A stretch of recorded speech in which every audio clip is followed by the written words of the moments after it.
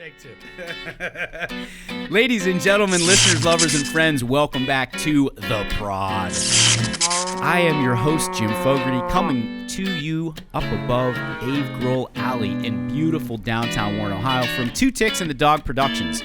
I've got a great couple of guests today, but before we get to that and introduce these fine gentlemen, I want to shout out to our incredible Season 4 sponsors. They are the Station Square Restaurant, Brokers Realty, Modern Methods Brewery, Salvatore's Italian Grill, and Prosperity Partners, formerly known as Green Life Holdings. Whew. Did the whole thing.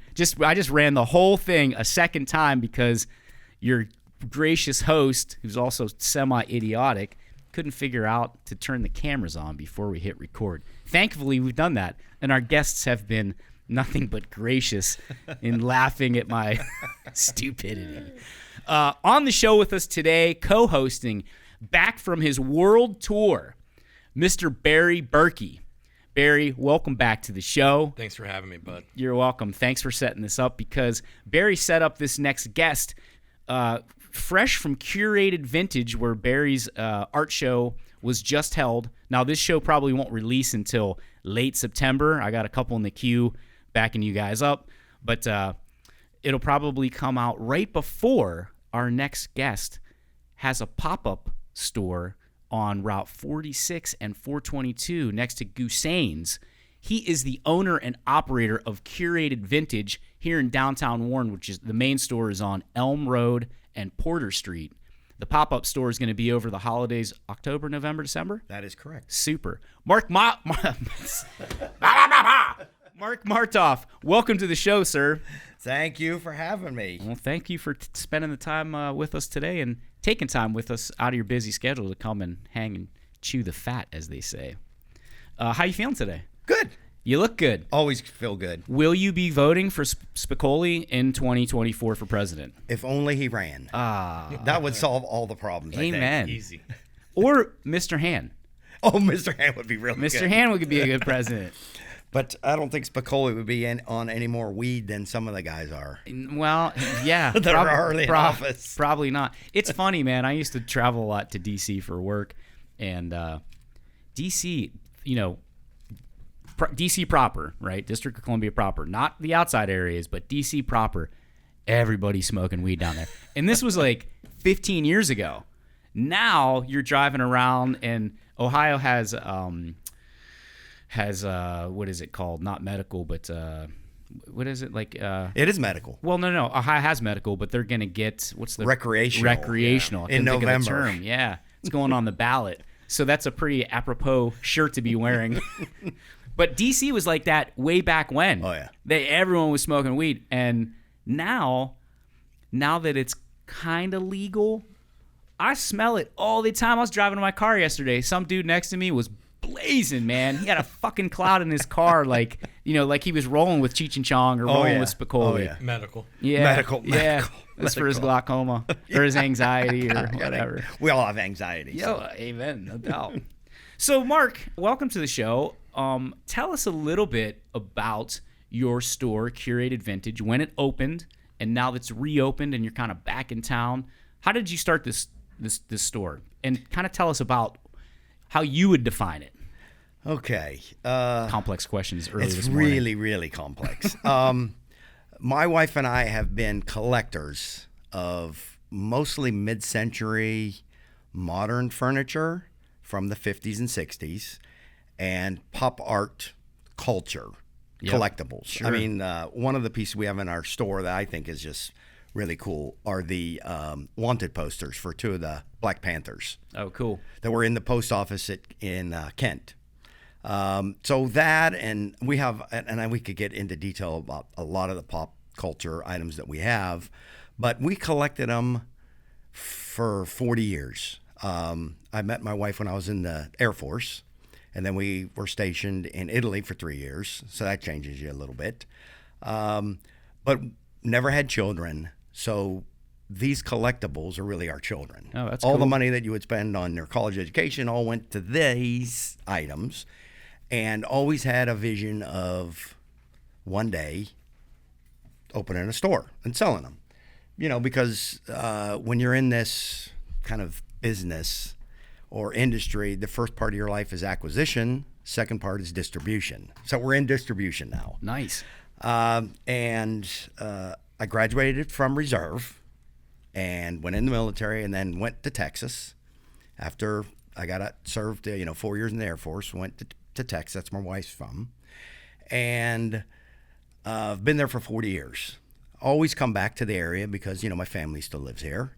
Never thought I would move back here. Never. Further from my mind. When you live in Houston and San Antonio and Charlotte and bigger cities, you come back and you're like, yeah, what's the appeal? Mm-hmm. Why would I go there? What is the appeal? And that's what I just, not driving in traffic with 5 million people. Amen to that. Every day. Yeah. Every day. And just that lifestyle just starts wearing on you when you turn 60. And at 60, I said, I'm going to retire. Well, in my 50s, I said, I'm going to retire at 60.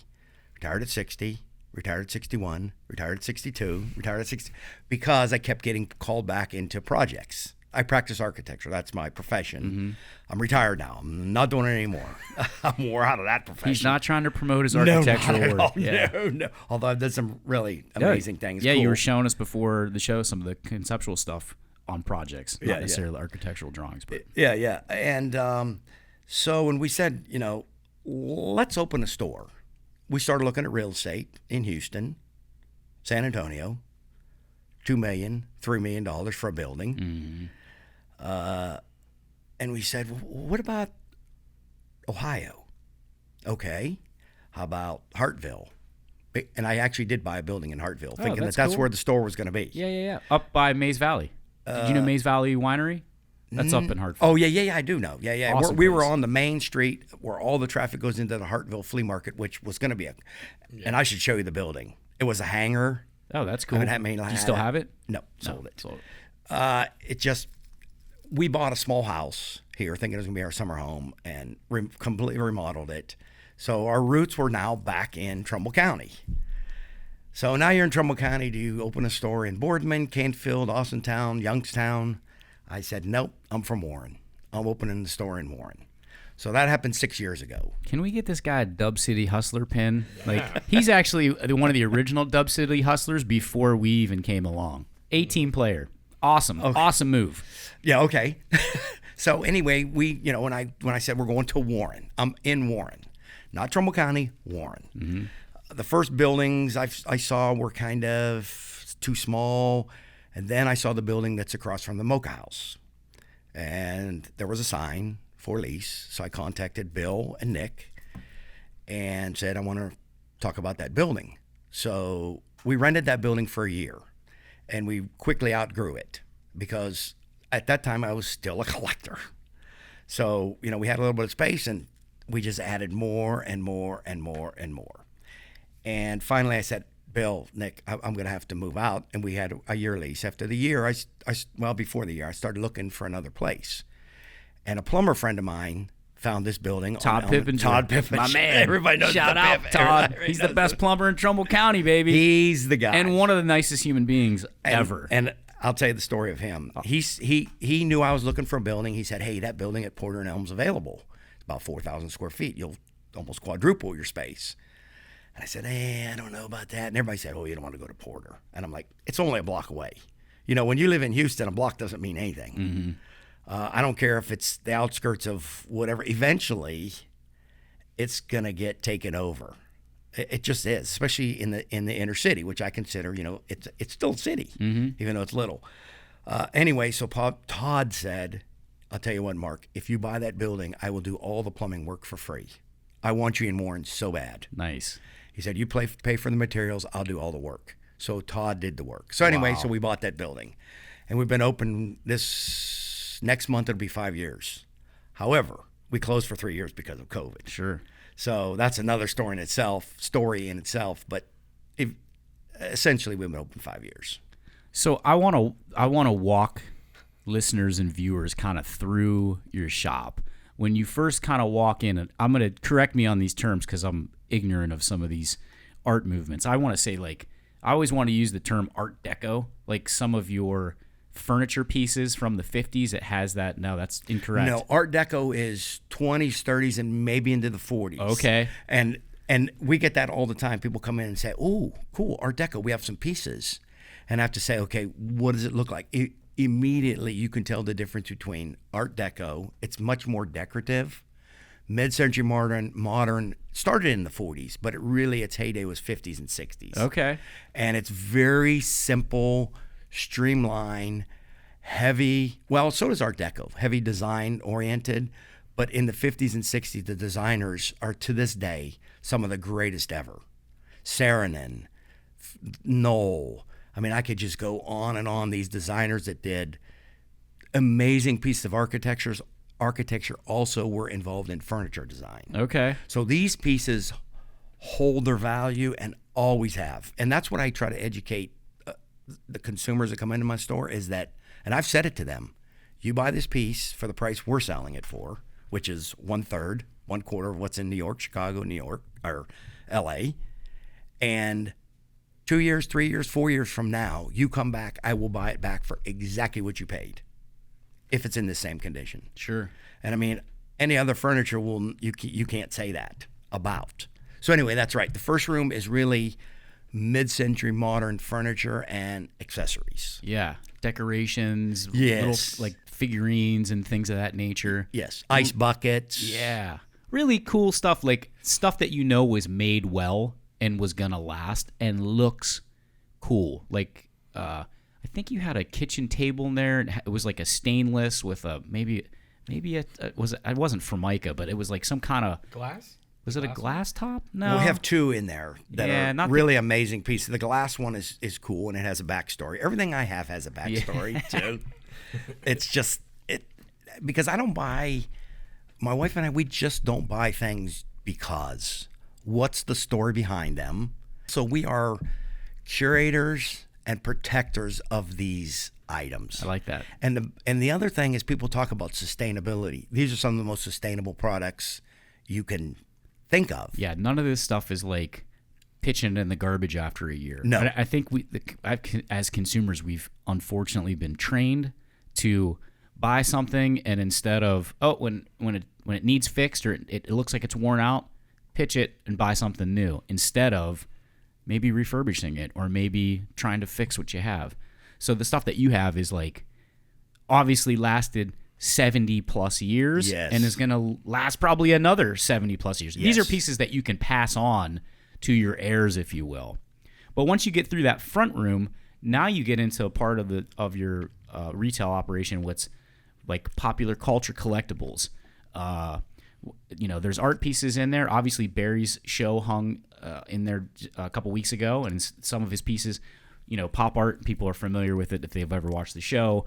Obviously the stuff that we have on the walls here, but pieces that are like Thor mixed with like, I tell, kind of, you can describe it better than I can. Silver Surfer, like different bears and stuff, like kind of tell what those pieces, because they fit inside Mark's store so perfectly. Yeah, everything fit well in this store. I mean, I realized most of my art's like 80s pop art. Mm-hmm. That middle room was all 80s pop art from Thor, Silver Surfer, Batman, Ghostbusters, and the candy. I did like Twizzlers and Reese's, all with the Halloween theme he had.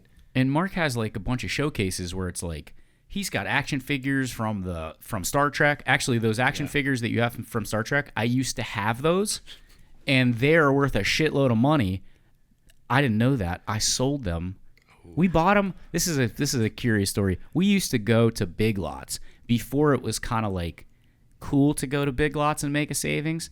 My grandfather would take me to Big Lots, and we were always kind of like embarrassed to be at Big Lots, right? Now my wife's like, "Oh, let's go to Big Lots. Look at what I bought." But it was kind of like all the stuff that didn't sell somewhere else. Right. They offloaded it at Big Lots. So, I was kind of a Trekkie as a kid. I liked all science fiction and all kind of stuff. And I was into action figures.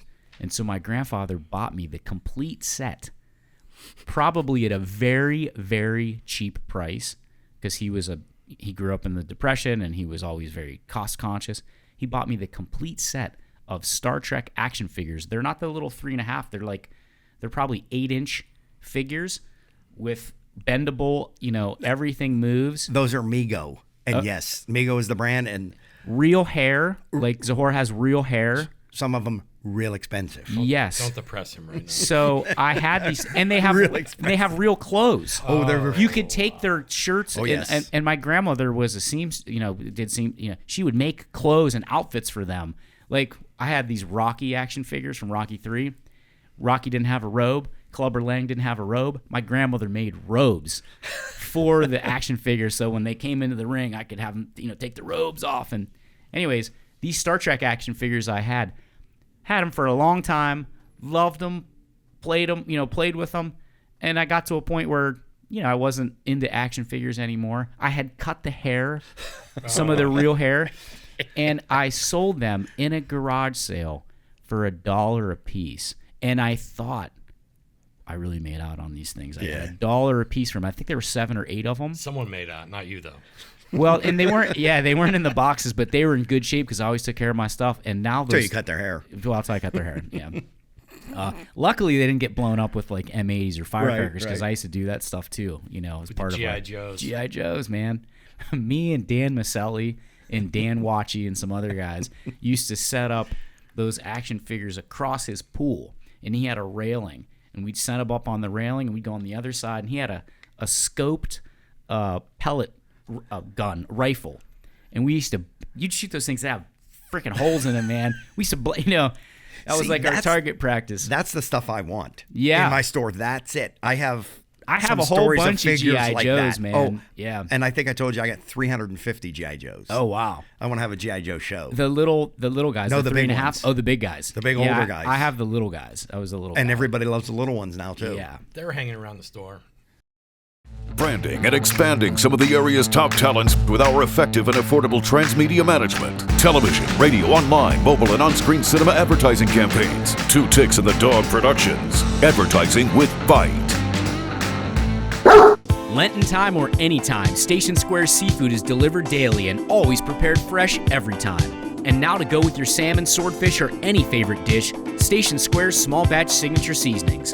Lemon pepper, Cajun, or charcoal steak rub. Need great food fast? Visit mysalvatores.com and order anything on our menu for a quick pickup. All of your favorites ready when you are. Specials available on mysalvatores.com. Order today.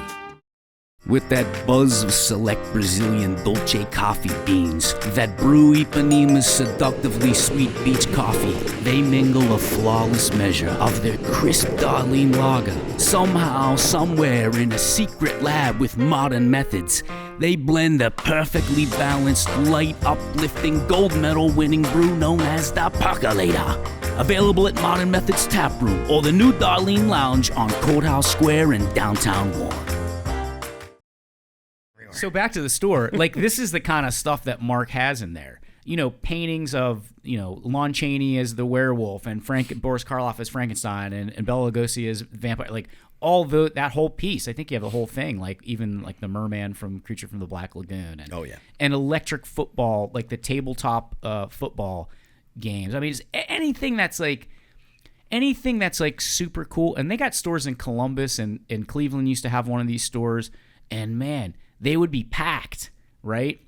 It's almost too cool for Warren in that area, but that's why we're on the prod, to kind of let people know some of this stuff that's available. And you don't have to go to Cleveland or Pittsburgh. You can go right down on Elm Road. Okay, on Elm Road, and really shop for some stuff. I think Mark, it was you and I talking the other day, and I said, your store is like the kind of store that someone like our wives would shop in for us. Like, so prodders that can see, if you're watching on YouTube, if you look, over behind Barry and behind Mark, he's got a Vespa, which is 1960. That one's actually 78. But I have 65, 63s. In his store for sale. Triumphs, yes. 65 Triumph, like some really cool stuff, man. And so this is a store where you don't need this stuff, but you want it. Yes. And it'll appreciate in value like art typically does, right? Some of these collectibles appreciate in value. Again, had I still have those Star Trek guys, instead of getting $6 or $8 for them, what I made at a garage sale in like 1989, those are a couple of those pieces are in the hundreds of dollars. Thousands. I wish you wouldn't have said that. It depresses me. And they are so collectible, some of them, because they are so rare, because they had multiple versions of Luke Skywalker's lightsaber. Oh, yeah. So you have to find the one, but even what they call commons are still hundreds. Mm-hmm. Well, I do want to see this because we did mention Elman Porter. So Barry had a show a couple weeks ago, first solo show since before COVID. Was well attended, probably 100, 125 people. It's a great show. Where, thank you, Barry, you had some pretty awesome bourbon to sure sample. did. Very good. Barry always has a Apparently party. people liked it. Yeah. Oh yeah. Everybody liked it a lot. Yeah. Okay. I just kept seeing those bottles Disappear. disappear. Getting thinner and thinner. But I never felt unsafe at all while we were there. No. And the garage door was open and whatever. I think Warren sometimes. The reality is this too, but I think Warren sometimes gets a bad rap, and because of a few bad apples spoil the bunch. It spoils the bunch for people that are living outside of the city or not familiar with it, maybe like we are, and they're like, oh, I don't want to go into Warren. It's unsafe. Well, it's unsafe not in the areas where you're coming to do commerce. It's typically unsafe in areas where, there's drugs and there's abandoned houses and there's crime.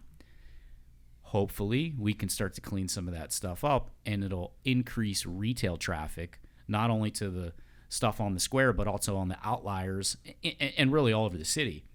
But very safe. Your shop is I never felt unsafe. And it's funny that you say that, because we do have people that come in and say, ooh, Porter. Mm-hmm. And I say, oh, what do you mean? And they say, well, typically it's been a bad street. And then we'll start talking, and that's what happens in our store too. People stay for an hour because we just start talking about Warren, and because I like talking, but they'll say, yeah, I just love it. I just got back from San Francisco. Okay, do you know what the crime's like in San Francisco? Right. There's just this perception that there's crime in Warren, but you'll go to Washington, right, or these cities that have a much higher rate of crime, and walk around at night. And I believe, and I don't want to get political, but the media is the cause of some of, of the perception, because that's what is reported, and rightfully so. Sure. But if that's what we report, then it's bad. Well, I will get political, and I just did get political. Yeah, it's good, and I don't have a problem calling it out, because I've had some of these guys on the show and had these conversations. We need to do better it doesn't obviously need to be elected leaders, but elected public servants need to do better, as does the community, as do community leaders, in getting the perception right, but also in addressing why this crime is happening and trying to curtail it in ways that maybe are non-traditional. We talk about oh, there's crime and there's this and there's that, and and then they'll get on there and they say, oh, well, we're gonna try to get the guns off the street, and we're gonna try to, it's all these. We need to talk about what some of the root causes are. Yes. And some of those root causes, I'll just say it, okay? A lack of fathers in houses, a lack of male role models, and there's some community leaders, and I'll call out Todd Johnson, who does a great job. He's a local pastor. He texted me. I wasn't able to make it. I was actually out of town. But he texted me and said, hey, would you come and greet the kids coming back to school, And it's a way to kind of have the community show support and show that we care about you. He had, and I remember the coalition, like the men's coalition or whatever. He's got 20 or 30 dudes at the entrance early in the morning as these kids file back into school at Harding High School. And, hey, nice job.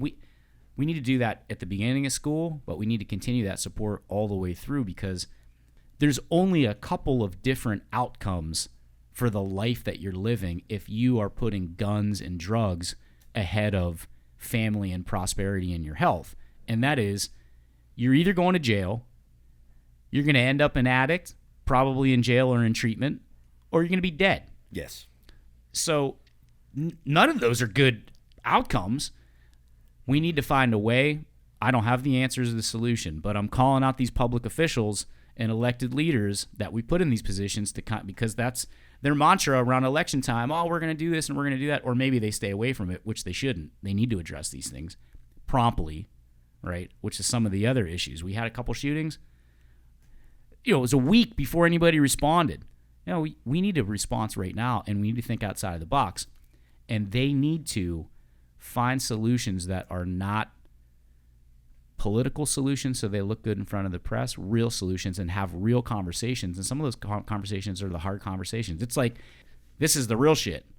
We need positive male role models, father figures, and provide an alternative to drugs or feeling like gangbanging and shooting people up is cool, because the collateral damage that's happened in Warren, I think that's where the media sensationalizes it, although it doesn't need sensationalized. You're getting kids catching stray bullets through their houses because the house that you shot up is next door. The house you shot up next door is a family that's living there, and they can't get out of it for whatever reason, and bullets are coming through, the walls and hitting people. That's not on Porter.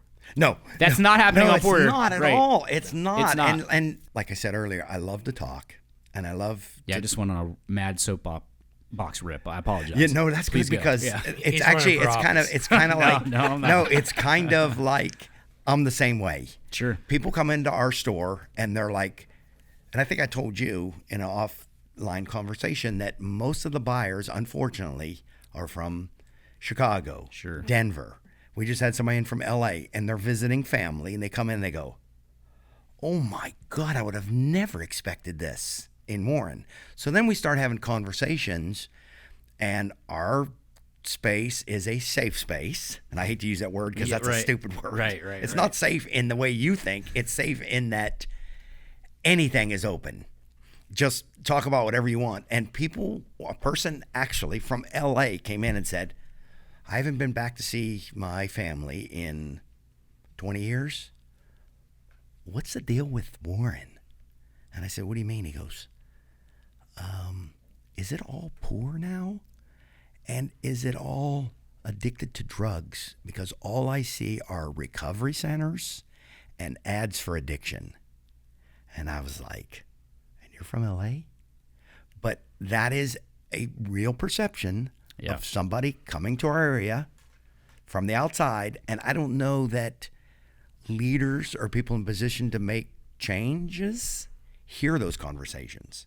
They happen in my store all the time. Sure. All the time. Want to be debt-free faster, save money in taxes and insurance, and retire with more wealth? Call Zach Byler at Green Life Holdings today for full-service financial advisory. 330-219-5225. Top Shelf Bar, 450 wines on hand, and your choice of local craft beers, including Modern Methods Brewery Double IPA, now available at the Station Square Restaurant.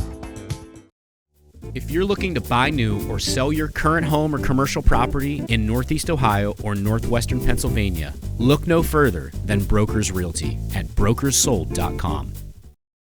The crack epidemic happened. It is crap. It is crap.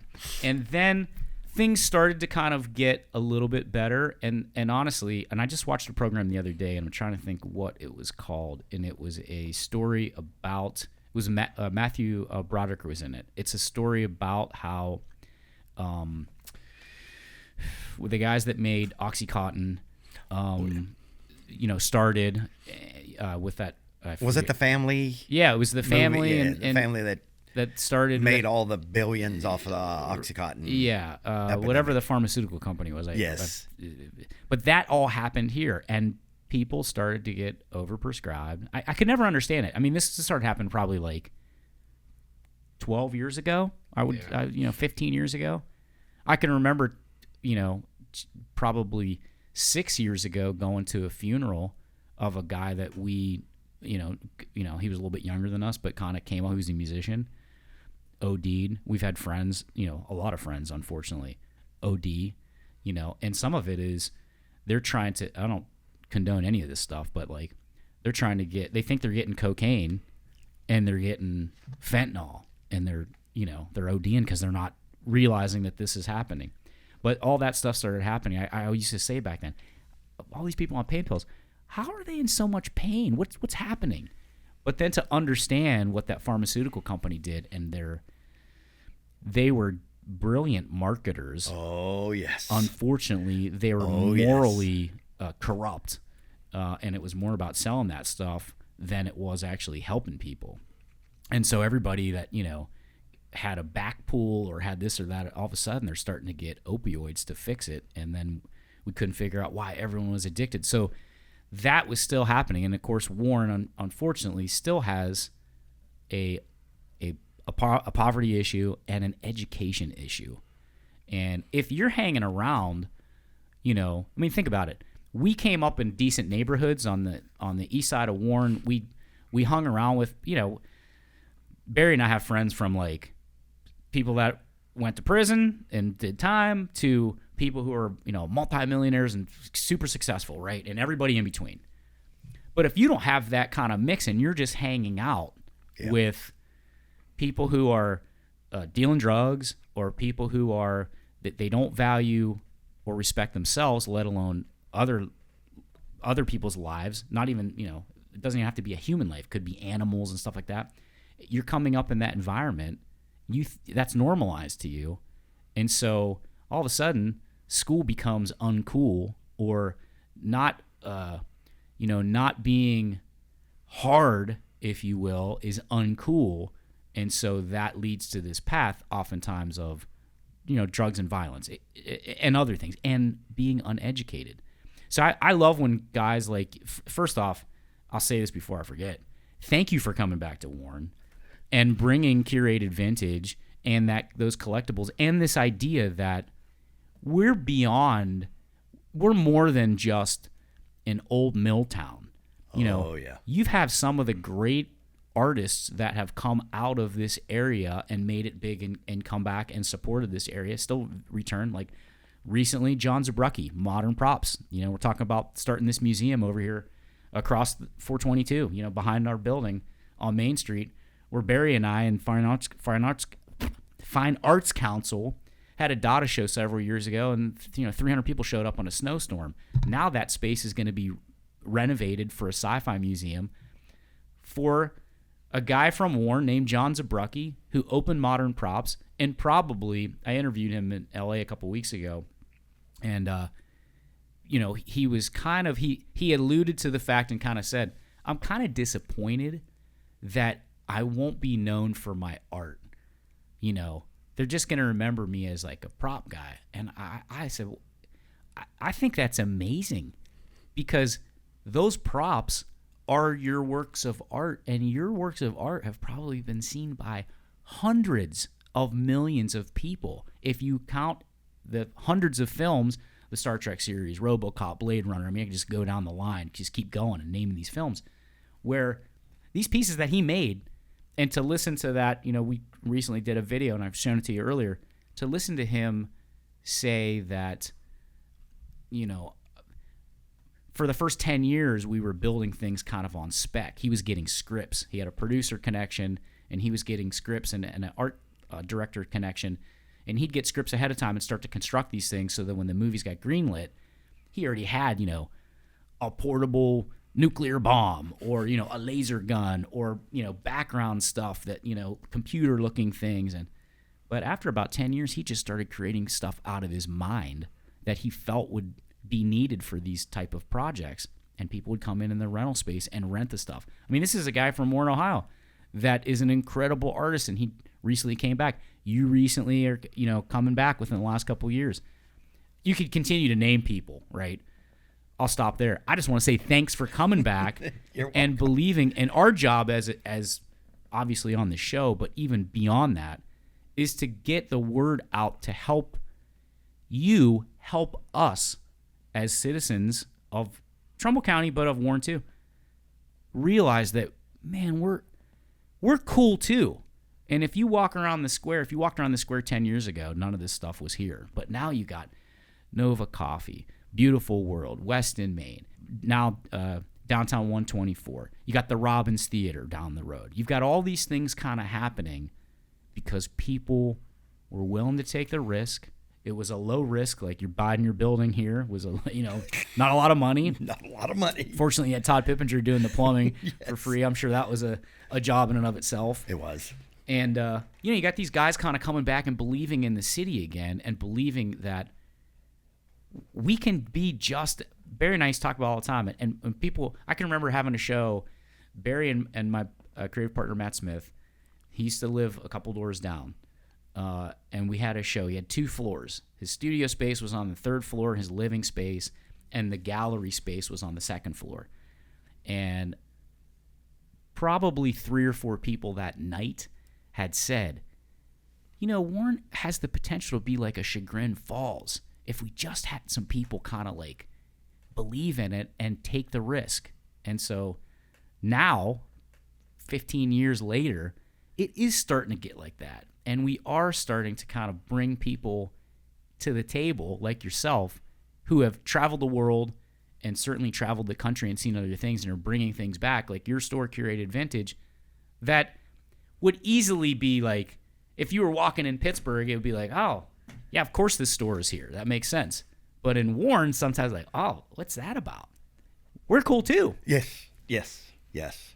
Off the soapbox I go again, please.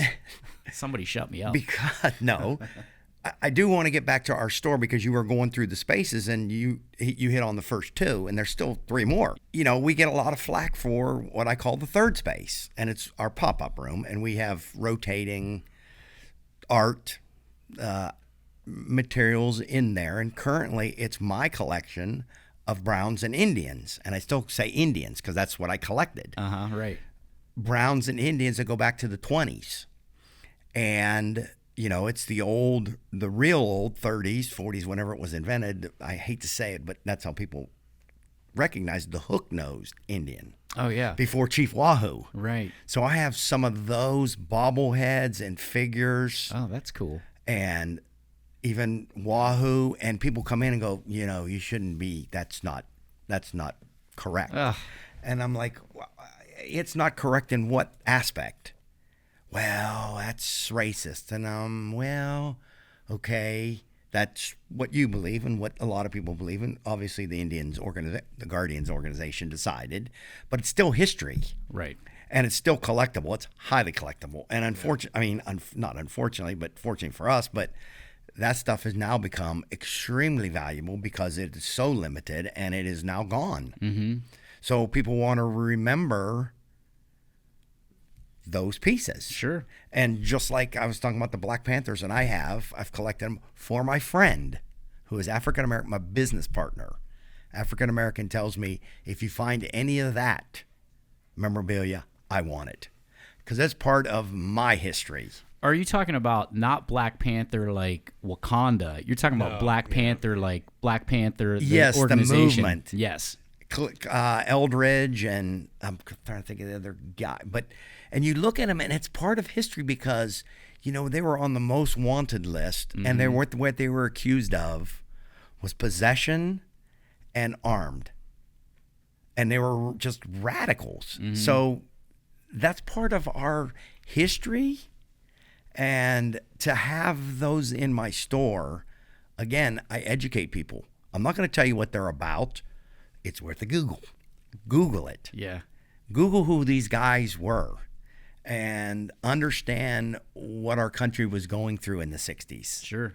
So we have that in the one store, the Browns, the Indians, and some other things, and some older comics. And then the 4th space is, like you said, the garage, and that's where some of my motorcycles, scooters are, and automotive collectibles. And then the 4th room is another showroom of furniture and accessories, and primarily lighting. Sputnik, really famous 50s, 60s light fixtures. And they're just hanging, and people see them, but there's not a lot of interest in buying them necessarily because, well, first of all, I don't price things. I don't have price tags on a lot of items because if you want it, you should know what it is. you don't walk into a Ferrari dealership and say, how much is that Ferrari? You kind of know what that Ferrari is. Well, that's a good point. However, yes. And I was interviewed by the Youngstown Business Journal the first year we opened, and that's the same thing he said. What you're going to say is that either you're in retail or you're not. Well, not only that, but everybody knows what a Ferrari is, but not everybody knows what that particular lamp is. Oh, here's this Tiffany lamp. My grandmother had that in her house. That old thing, we threw it away. That thing was worth like $4,000. Not me personally, but I'm just saying, like, right. Sometimes people don't realize. So then you can't be. I'm not saying you are, right. But if someone were to say, oh, that's for sale. Well, how much is it? Well, obviously that's a retail question, but you can't fault them for being ignorant of those collectibles, because people know. Again, like, I get what you're saying. But everyone knows what a Ferrari is, and you're not walking into a Ferrari dealership and thinking like, oh, I'm going to walk out of here with a 60 or 70 or 80 or $100,000 car, right? You're in the $250,000 probably range, brand new.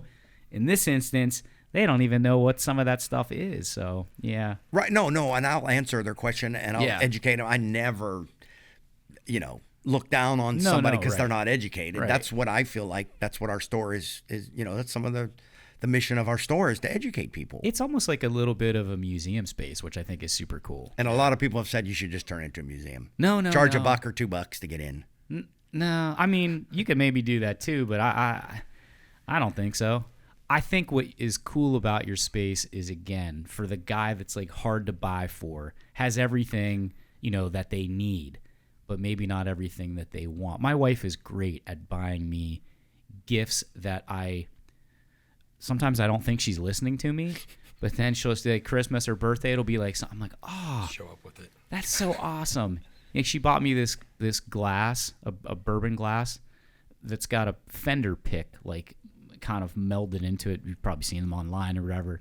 But it was like, I don't need that. Right. But you wanted it, didn't you? I wanted it. I didn't even know I wanted it. But like those Indians pieces or Browns pieces, for the guy that's got a man cave, and he's got all memorabilia, that's a piece that you want, right? Old football programs. Oh, yeah. Barry bought a football program. Yeah, and I bought and he stole it from me. Yeah, I did. I mean, he gave me the price, and I took it and ran. Then I bought the tinfoil Christmas tree. You sure for my did. wife. Oh, yes. She loves that thing. I mean, it's amazing. And again, you got a great price on that. But again, I posted it on my Instagram account, and immediately I got at least 10. When can I come pick it up? Didn't even ask the price. But I knew Barry, and Barry responded like within the top 2, and I gave him a price, and he was there. Yeah. And it even had old ornaments. Ornaments, yep. Well, how did you get started kind of like being an appreciator of the arts and an artist yourself? Because you are an architect, and how did you get into the arts? And you were telling me about your dad a little bit the other day, and you tell that story because I think that's interesting. Yeah, and you ended up in the Air Force. Yeah.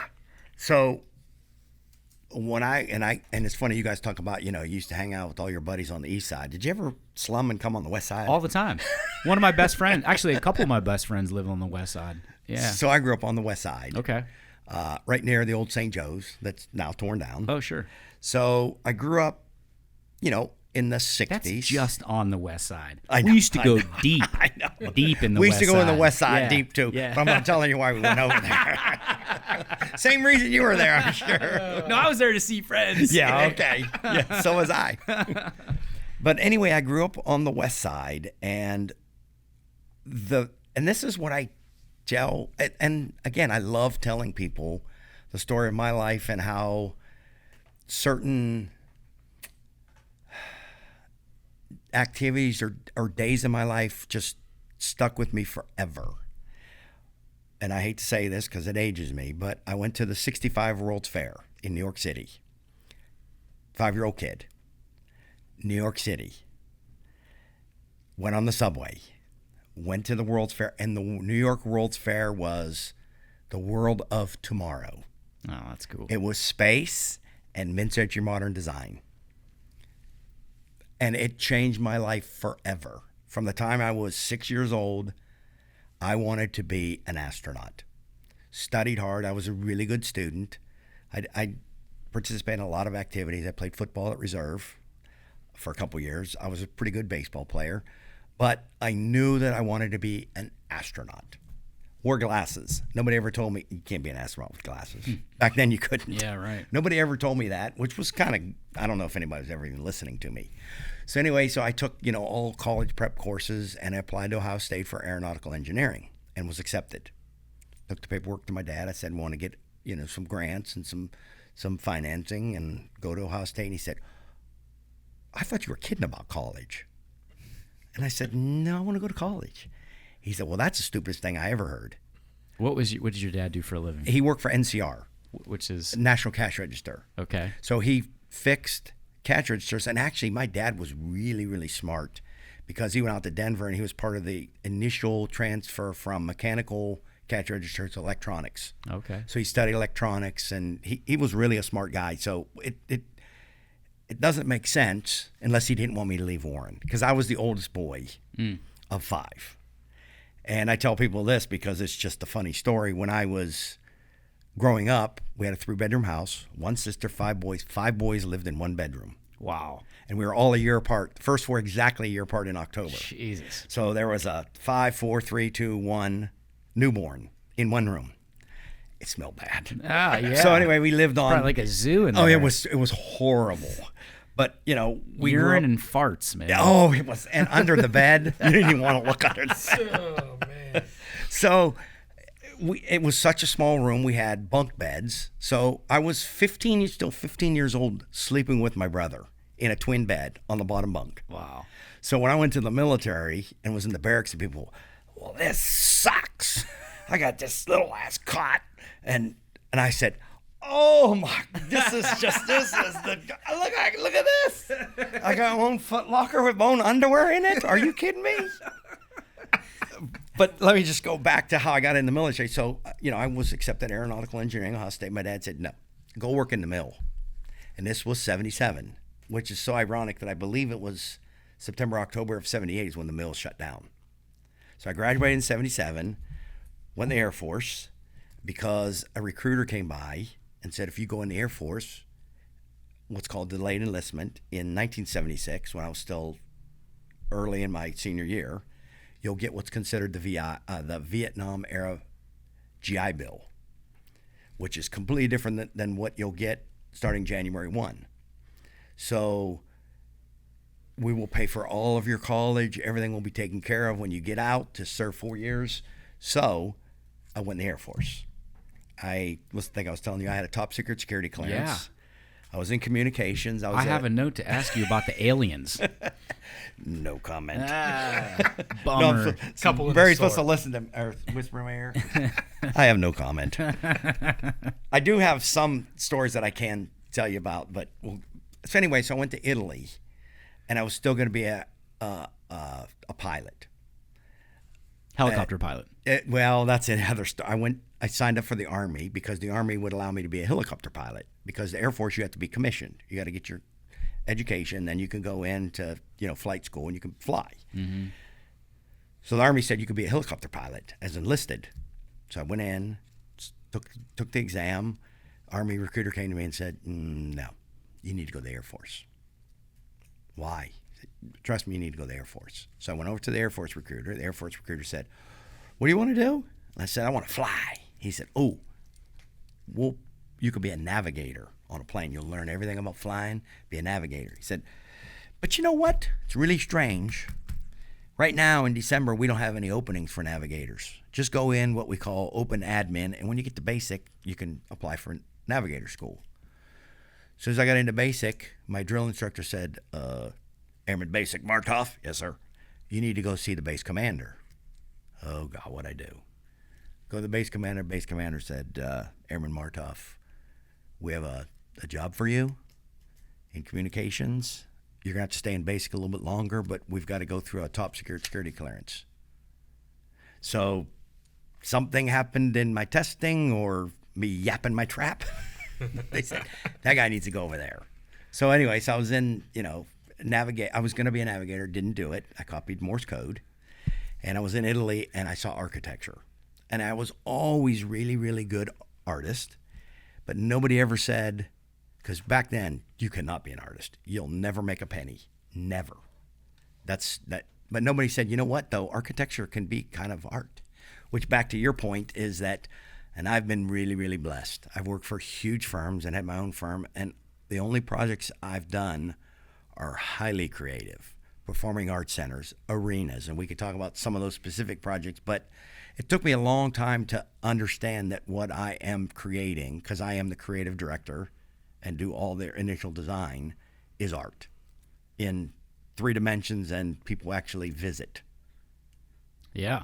So Well, that's how I got like really, really, really interested in art through architecture. And I've always, I follow and have purchased.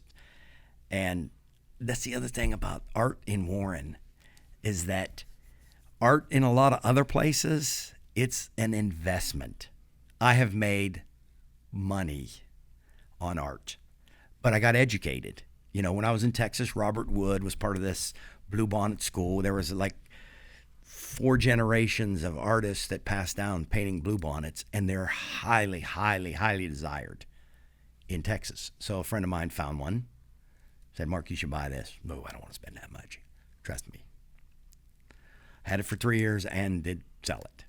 So I understand art, sometimes a little different than even artists do. And I value Barry's art. And I've had other art shows in my store, and it's always because I value what they do. But every time, and not Barry so much. Barry's a little more of a capitalist. But a lot of them are like, "Oh, I don't know. I got like 100 hours in it, and I'll charge like $5 an hour." I'm like, okay. Right. And then even the people that come to visit, and my wife, again, back to the beginning of the show, are spenders. We keep economies going. We love nice things. We just always have. We gravitate towards, but always in the back of my mind is what's important about this, what makes it a little bit different, and could it potentially be an investment piece? Because, I could have bought a new Vespa. No, I want a 1965. They don't make 65s. You can go to 2023. Cleveland Moto, downtown Cleveland. All you want. So they're, in my mind, cooler and investment. But back to art, it's just so, it frustrates me how undervalued artists are. And anybody that ever came to visit us in Texas would go with us to art galleries or mid-century modern stores or repurpose stores and look at the price and go, "No way, that's never going to sell." He just sold 4 of them. Yeah. And and I had that happen to me. I posted something, and that's why I don't post online. And I know I should, just if I really want to sell. But I had a Paul McCobb is the designer sofa from the 60s with the original fabric. It's that red, white, and yellow one. Okay, back room there. Yes, in the back room. That is $8,000 easy. I posted online for 4. Somebody actually called me from, I believe that one was Las Vegas. I'd like to buy it, but I'll just give you, if you're willing to take 1,000. I'm like, why should I take 1,000? You're going to sell it for 8. She goes, "Oh, I know you live in Warren, and that's really all it's worth in Warren." She said that to me. And I said, that's cool because you ought to come here and get a Cadillac because we sell them for $110. Right. The analogy, what does that mean? Well, I think we've done a disservice as artists. So. I'm not talking about us per se, although us a little bit, Barry and myself, you got to eat at some point. So you do take a little bit of a concession on a piece. I can remember producing commercials and doing video work for out-of-state vendors or out-of-state agencies. We were producing it here and sending it there, and one guy called me up and he goes, "How much was that commercial that you..." I sent him some different stuff. He goes, "How much did that commercial cost?" And I told him, and he goes, "Are you fucking crazy?" He goes, "If you went to New York City, you could charge almost 10 times that." Yes. And I said, I realize that, but I'm not in New York City, and I'm in here, and this is kind of like the going rate. And our going rate, Two Ticks and the Dog Productions going rate, this is 15, 20 years ago, was often higher than another production company, and you'd be competing, and people, they see the value. And artists do this sometimes too. Thankfully, not Barry. Yes, although, he does. Well, because he To wants me, his art's 3 times. 100%, At least. probably 10 times. Yes, and but I was being conservative. sometimes he wants to move the pieces, but the problem is if I'm operating in a space with now today, present time, there's 10 other video production companies within a 25 or 30 mile radius. If they're all charging 2/5 of what I charge, now I've got to bring my price down 20% just to be in the conversation. And I think that's what happens with artists. And we've seen that in some of the shows that we had. We formed a group years ago called the Independent Artists Association, which is still live and active on social media, but we haven't had a show for a long time. And you'd go into these spaces sometimes, or you'd show in a group setting, and some of our artists from the IAA finally said, I'm done showing in the group setting because I'm trying to sell a piece for $1,000 that's probably worth $4,000, but this guy's selling work next door, like in a rummage sale space, and he's selling pieces for $5. Yeah. And so those people who are coming in sometimes who want to support, they get caught up in the economy of it too. Sometimes they're like, oh, well, I want to show my support. I'm not going to buy a piece that's maybe $1,000, but I'll go spend $20 on a print or whatever. And those are nice too, but it's hard to sell original works when you're selling original works next to somebody who's devalued their prices, which devalues yours because you're in the same kind of vicinity. So I agree with you. But I think at some point you do need to take a stand. You got to hold. And I've done that in my profession, and likewise. I have gotten fees that actually my partners would say you're never going to get that. The state of Texas will never allow that. And I'm like, well, this is for the Texas State Performing Arts Center. This is highly complicated. This is the fee. I'm going to stand on this fee. Mm-hmm. Same thing when I did practice here, and I want to give a shout out to K. Anthony Hayek. Okay. He was my first mentor, and he actually had somebody that worked for him, Dominic DeLuca, which was like the Yoda of architecture. Oh, that's cool. And this was back in the day before CAD. It was all hand drawn. Oh, wow. So, but I remember we won the commission for the Mahoning County Justice Center. You know the jail downtown? Yep, I do. You ever been in there? I'm not in that jail, no. Okay.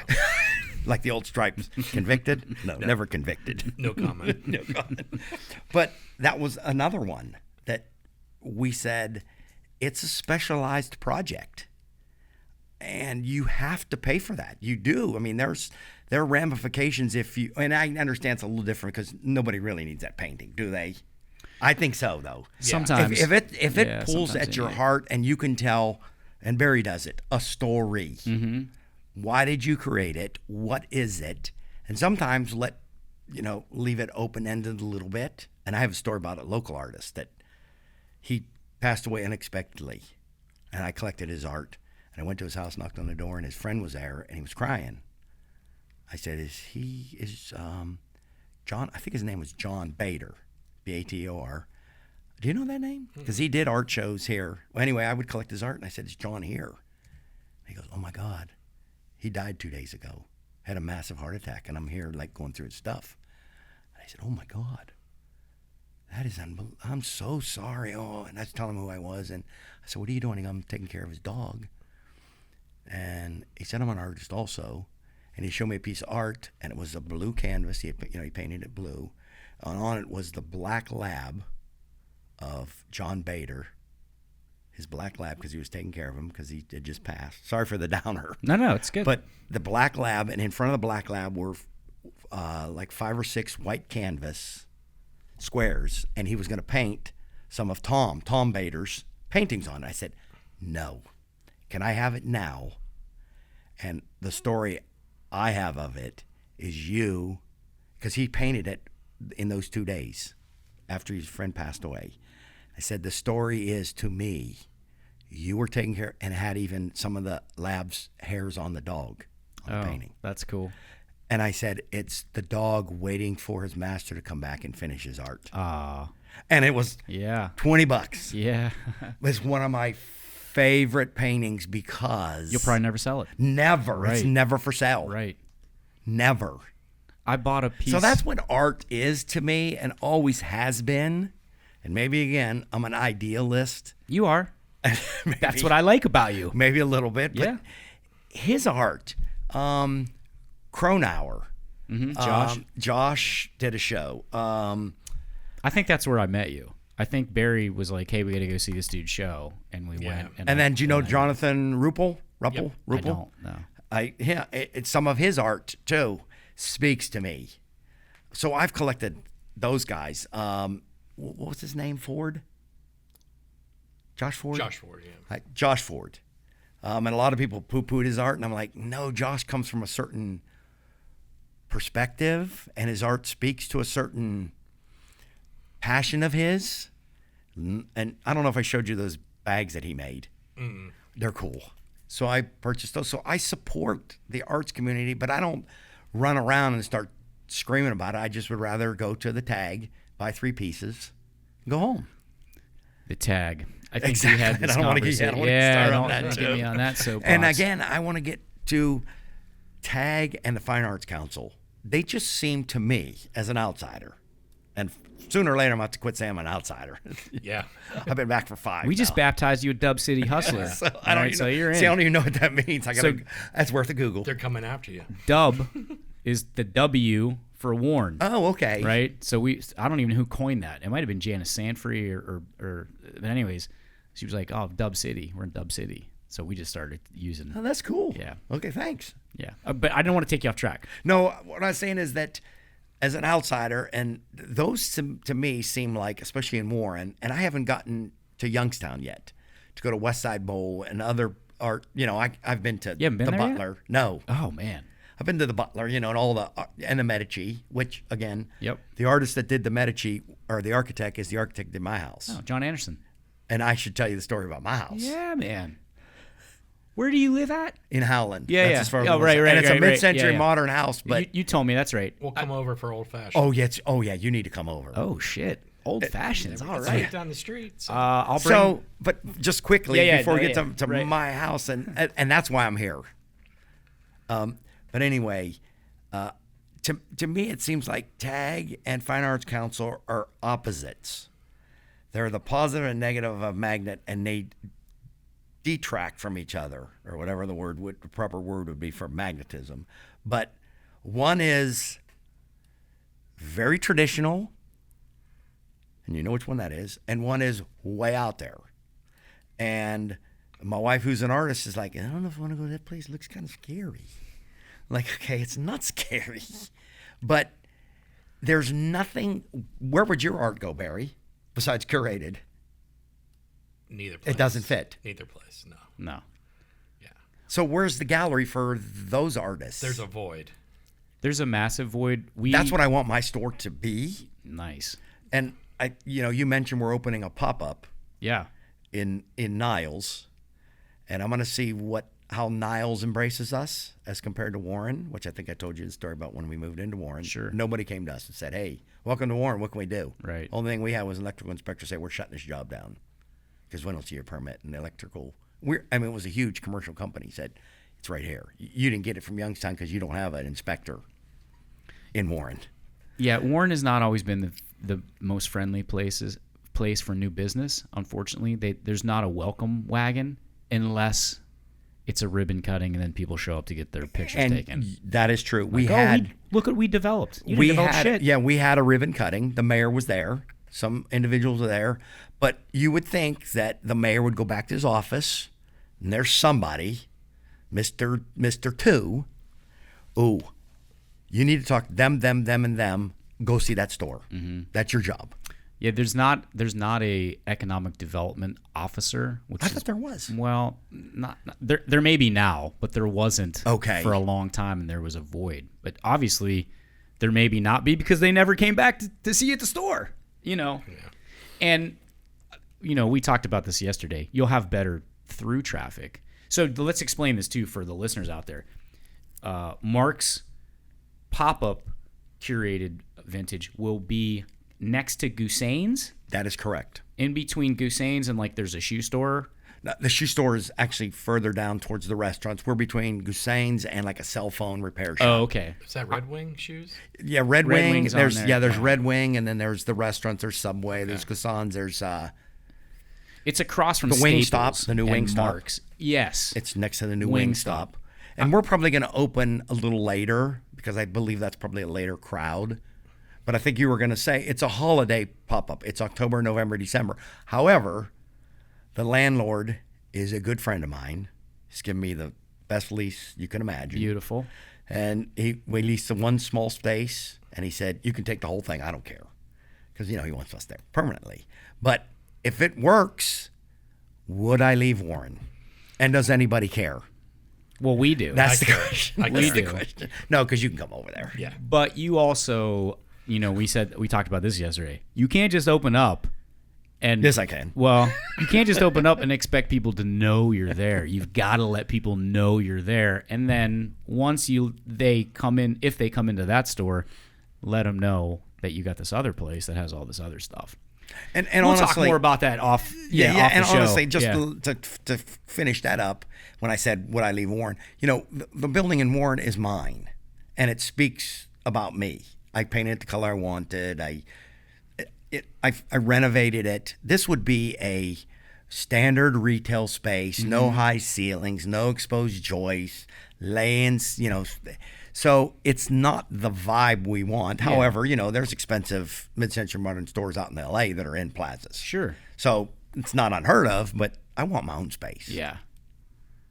Well, you might find the best of both worlds. You might find that pop-up store is good for leading people back to your space. And you already said you're going to work there Fridays and Saturdays. I did. That's what he said. Only if that commission. Yeah, he said commission. I was trying to say, like, when we talked about changing the atmosphere at the tag, which we did. We were there a short time. Barry and I both, and a couple of other good friends were like, why are you guys going to go sit on the tag board? They didn't want anything to do with us when we were in our 20s trying to come up as artists to show anything. But they wanted us because we started the IAA and had a couple of shows that blew up. Like, we had a show at the Hippodrome where, Barry was like adamant. We got to have music, we got to have booze, we got to have some finger foods, and we got to have a party environment. And sure enough, we did. There. And we had 450 people there. I mean, it was jammed. In fact, Gary Riggs, who's a retired Warren police officer, did security for us that night. And we were standing outside, and I think, was it a snow? That one wasn't a snowstorm. wasn't a The snow. second one was a snowstorm. Yeah. We were standing outside, and he goes, yo, how did you guys get so many people here? Partly, we did some advertising. We included the right people, but we threw a party atmosphere. We had Malcolm Frank Castellano playing guitar. We brought a bunch of booze and food in, and it just and because of that, Tag came to us and said, hey, we want you guys to kind of come on our board. What do you think? And at first, both of us were like, fuck no, we're not going on their board. But we both kind of, after having this conversation, we're like, you know what? Here's an opportunity for us to kind of get on the inside, and maybe we can make some changes where that space can then start to support artists that aren't safe. They're not traditional. We can do some poetry readings. We can do a sculpting thing. We can do, we can open up the space so that if it's a true gallery and gift shop, we need to be open during, this was the real point of contention, I think we were talking about this yesterday, we need to be open during hours where retail is happening. You can't close a gift shop at 4 o'clock when you got 1,500 people that work in the county or in the city on the square within a 1 mile block, and they leave at 4:30. They're off at 4:30.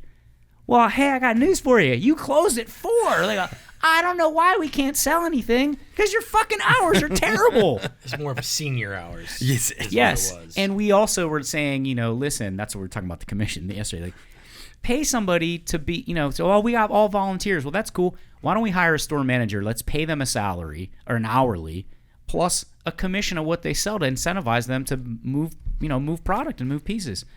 That went over not very well, like an anvil thrown off a cliff. It just sunk right down. And we Didn't have needed a safe space from me and Jim. Yeah. Should have come to my It store. might have been more. It might have been more from you. And as we're talking about that, it's the holidays in this pop-up.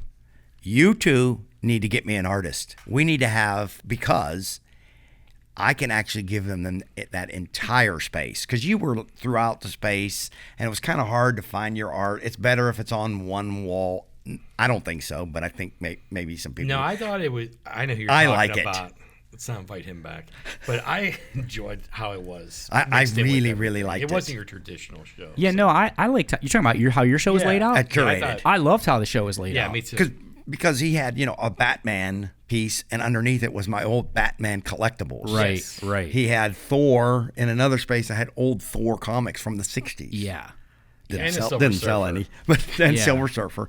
But this space, I want to have a grand opening, and it should be more than just my store. And again, I'm a supporter of the arts.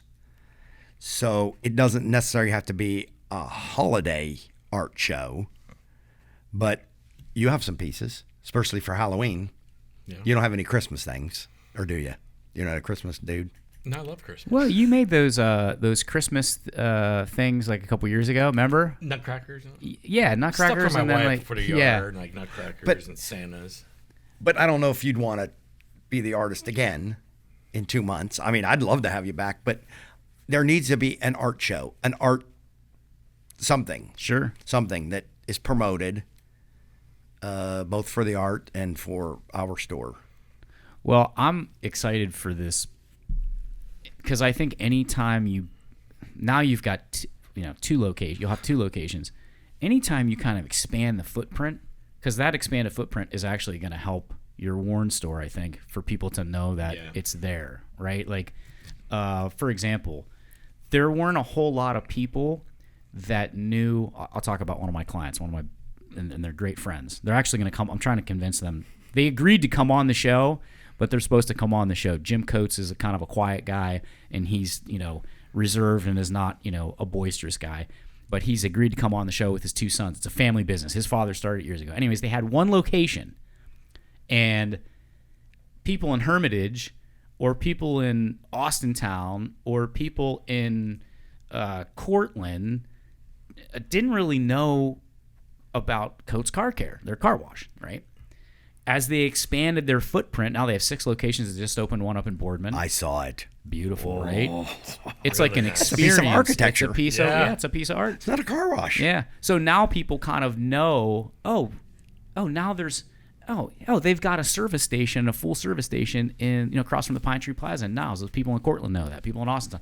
So I think the same thing, as you expand your footprint, it's going to at least increase your top of mind awareness for what Curated Vintage is and the type of products and art that you sell. And that is another thing that I've had to learn, is that when we moved to Howland, my family was in Warren or Niles, and they go, "Oh, we don't go that far." I come from Houston, San Antonio, where it's 45 minutes anywhere Right. without traffic. Well, And it's just, that's too far. So I struggled with Niles. Really? Shouldn't I at least go to another county? And people are like, "Oh, that's a whole other demographic. That's way over there." yeah.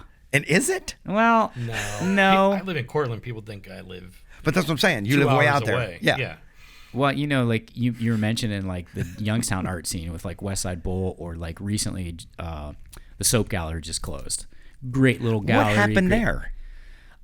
I think they. I never went. Oh, it was a cool Everybody space. told me. Yeah, we went to JD Eicher's. I was trying to turn Barry onto JD for his show. JD Eicher opened their had a CD release party there, and Black Wolf and the Thief, who I actually just saw. Clay Cawley is one of the members of Black Wolf and the Thief. They're a local. Him and his wife Caroline and the drummer Chaco. They opened for JD Eicher, and he had a CD party, a CD release party, album release party within a gallery space, and the gallery space was you listen to the music and you're looking at the art on the wall. What a cool environment to be introduced to new art musically, and then also to art that was in the gallery space. I think they closed because of finances. I think I read this or I heard this. They're moving to a space in Columbiana that's going to be their own standalone. I think someone maybe rented that space out and got more on the lease. I got you. But there was a gallery right down the road here called DNA, which was an art gallery, and that fella just passed away. Great dude. But they had a space there.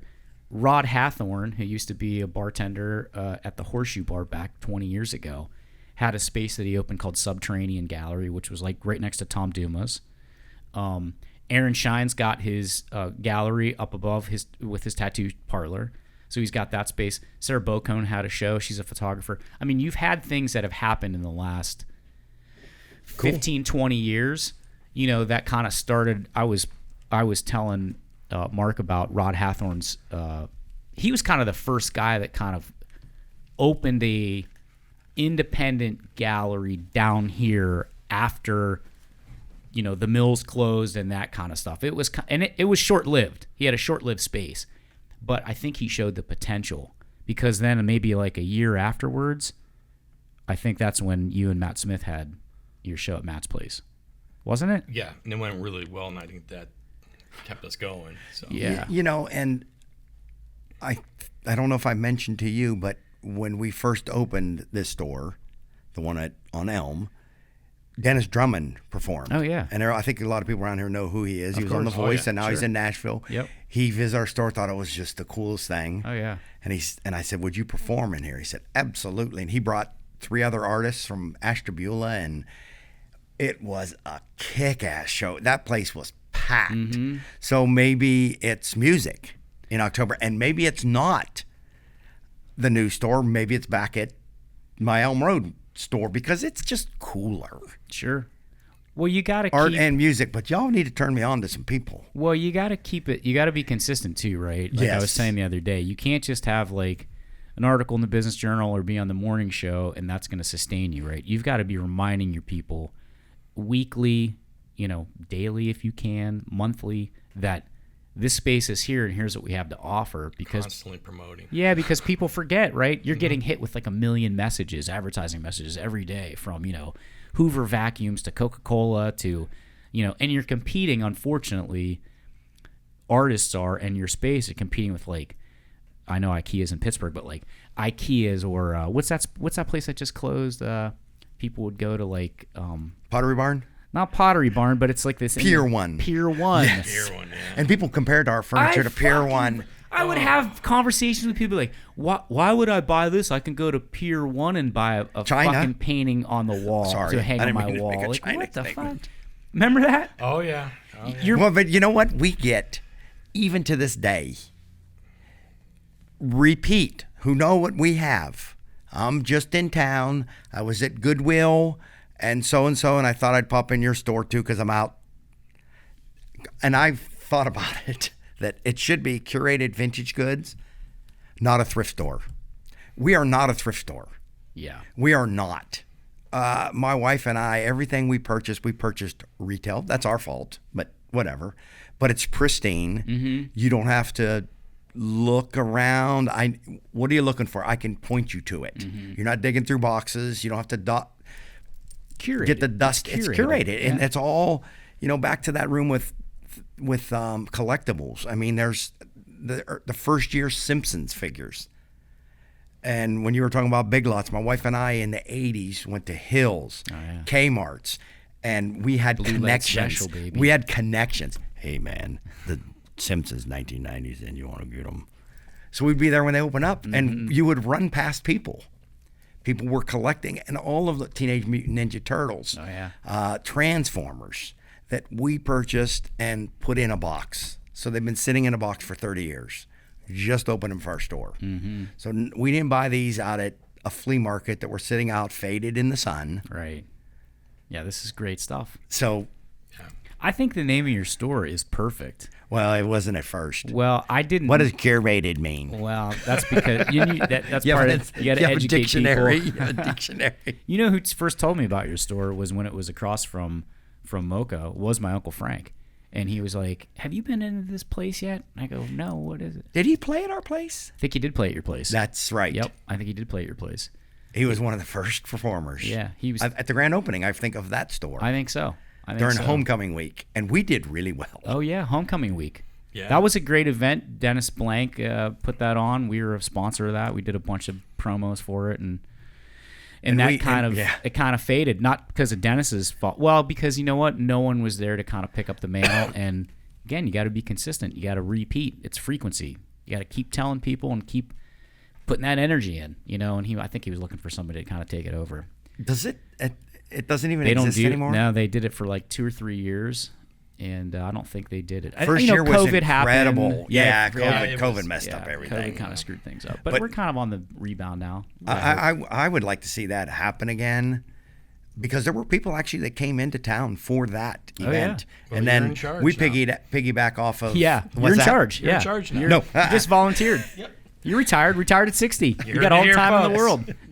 world. but there was that trolley, the bus, and it stopped at the Mocha, and we had free popcorn, which is all you need, and people would get off that trolley, and I mean, it was incredible. It was really. Did you make any sales that day? That's a no. Yeah. Yeah. But you got people. It was a marketing cost. You That got is people correct. in the store to know. And that's about what and we did get.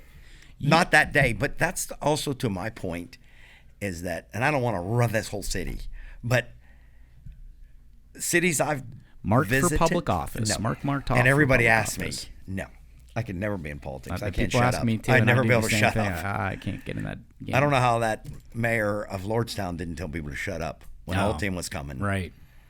But anyway, what was I saying?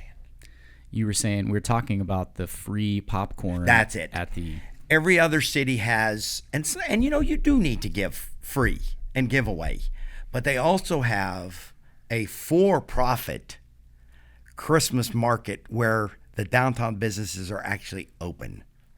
Because the last Christmas celebrations I've seen, everything is free. Mm-hmm. None of the businesses are even open.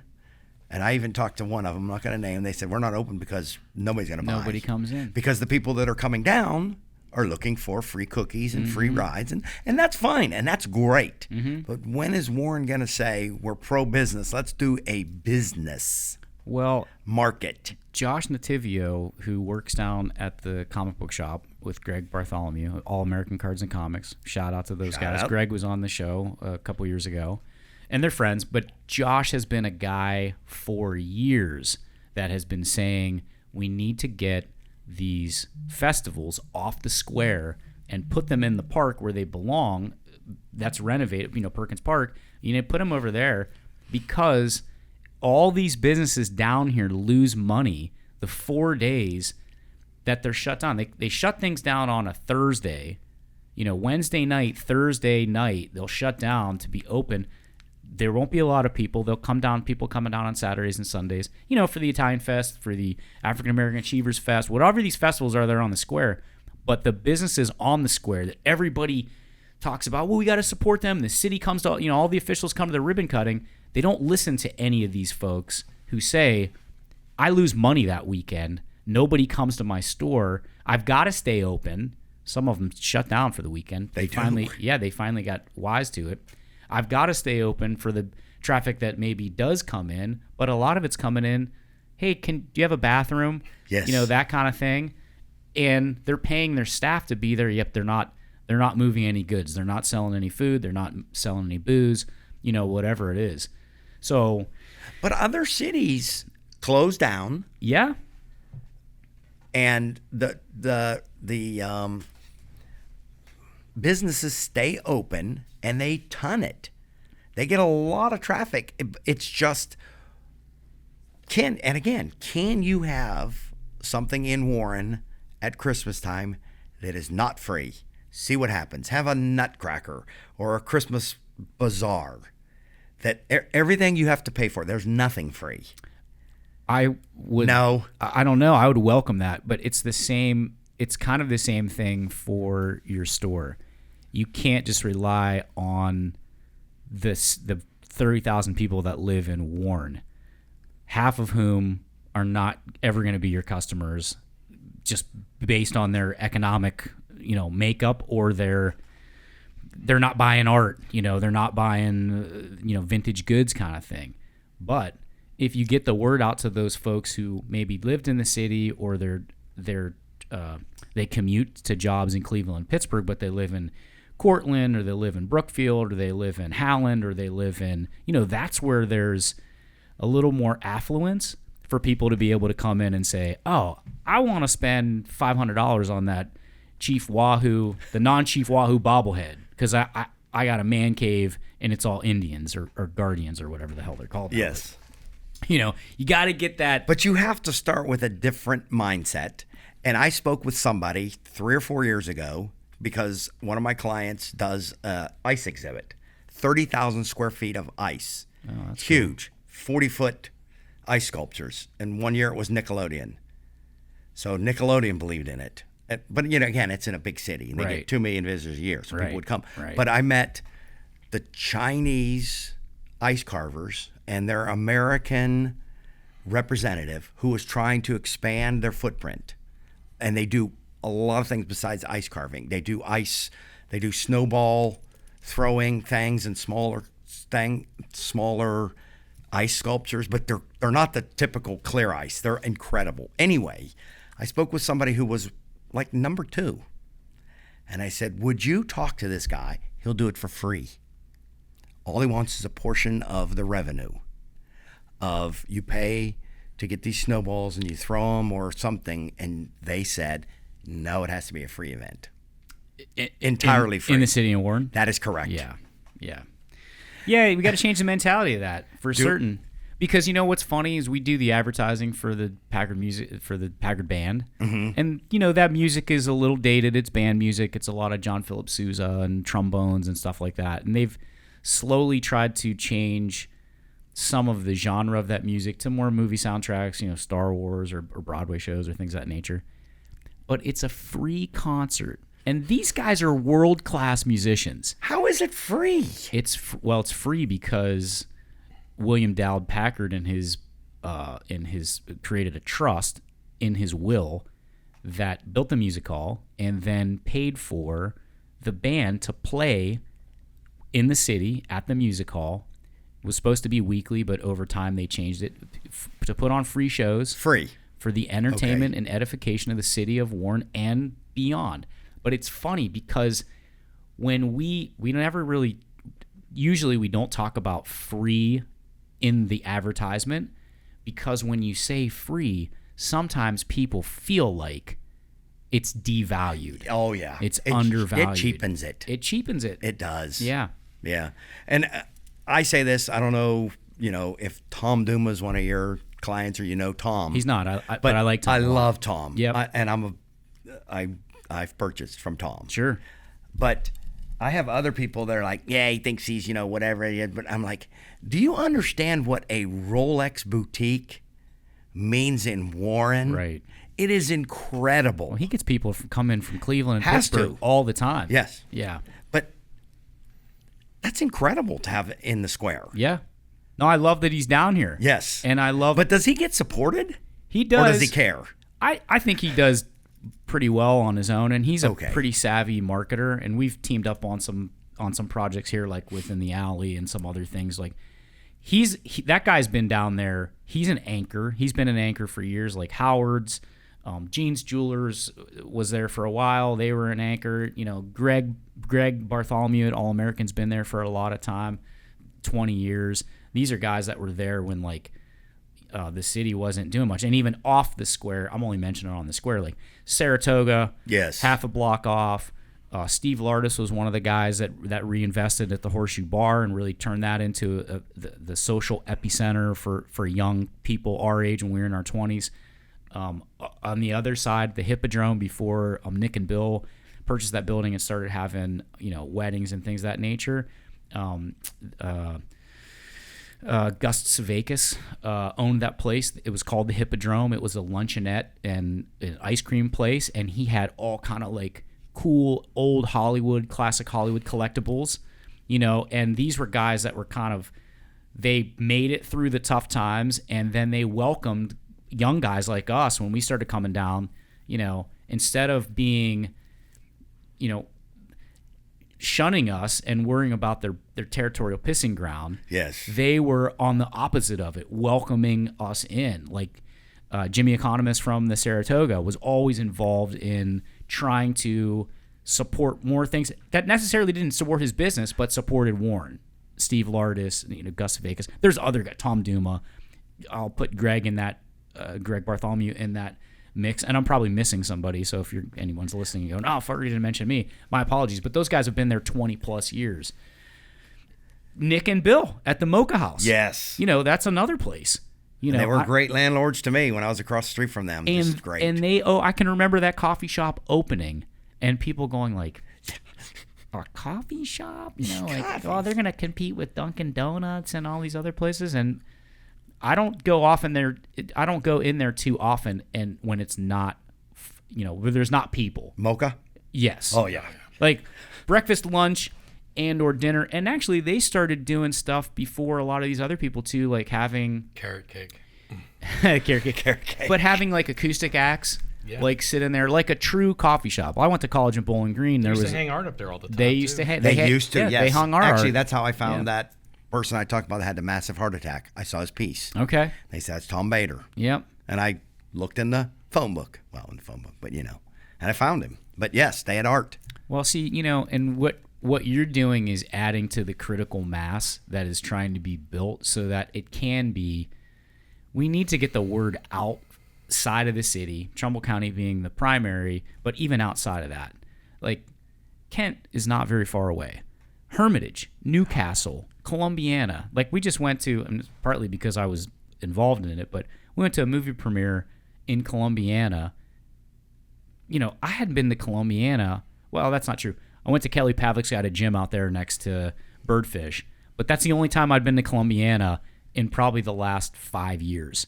Went to Columbiana. Man, it was all built up. Oh, yeah. And then the downtown they've revived, and they've got this cool the Columbiana Cultural Center where they have music and they have movies and they have plays, and it's people believing in and investing into the community to make it cool so that, we were all out of towners. We don't live in Columbiana County, obviously, but we had people come from Hartville. My good friend Dan Story and his wife and mom, shout out to them for coming. Love you guys. Coming to the premiere. They came in. The place was packed. The theater seats 400. There wasn't an open seat in the theater, and it was in Columbiana. People are like, "Oh, Columbiana, like that little farm town?" Like, no, man, it's like rebuilt. And I think Warren has the same opportunity. We just got to get the word out further. And the Sci-Fi Museum. Museum. Oh, is it huge? And anybody that says this is too small, I think I mentioned this to you yesterday. You ever heard of the town Marfa? Google Marfa. Marfa, Texas is in the middle of nowhere in West Texas. I believe it is on I-10, but you have to get off. But they put a Prada store, fake, just a storefront. That town blew up. What do they sell there? Nothing. So what's there? Just an empty storefront? An empty storefront. So I don't understand. Google it. Yeah, I'll have to check this out. You mentioned that the other day. Yeah. Marfa, Texas. Marfa, Texas. So people visit it. West Texas and Warren is not West Texas. Right. You got an hour from both airports, huge airports, and people are coming through on the highways to New York. And if they don't, there's a ton of traffic if you think about it. Well, and I know I started to talk about John Zabrucki. Yeah. But like Zabrucki's art has been seen by millions of people in these movies, and it is robust. And it will be. This is where Megan Reed from the Historical Society is brilliant in acquiring this and establishing a relationship with John and him for wanting it to be back. It was either here or Kent State, and fortunately Megan, is active and made the phone call right away because I think he talked to the people at Kent State first, and he got a call back, and the dean said, he's really interested, but he just hasn't had time to look at your work yet. And Megan was like, as soon as Andy Gray called and she found out about it, this is John's words, not mine. She called in like 8 nanoseconds and was like, we want to have this here. He built this stuff to last 30, 40 plus years, and it's so robust. You go to a museum sometimes and you're not, things are roped off, they're exhibited, you can't touch them. His stuff is robust enough and still works that some of those pieces that are multiple pieces, I brought my 10-year-old into the warehouse where it's stored. It's in an undisclosed location. I would hope so. And I brought him in to get footage for this sizzle reel we were creating, but also I brought my 10-year-old because I wanted to see, will he think it's cool? And man, he was walking around, Dad, this stuff is so cool. Because we're plugging it in like the most important device of the universe, that one that's been in 200 movies. Thing plugged in, he was like, whoa. There were like consoles that John constructed that were like in the background for Starship Troopers and the most recent Star Trek and Star Trek Wrath of Khan, all these great movies. The chair from RoboCop, the chair from, I forget the movie, there's a movie with Bridget, she plays an assassin. It's actually based off La Femme Nikita. It was Brigitte Nielsen. Brigitte Nielsen. Yeah. No.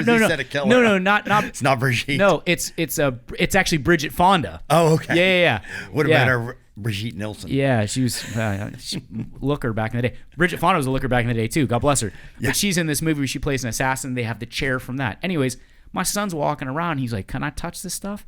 And I said, "Yeah, just don't touch it too rough, okay?"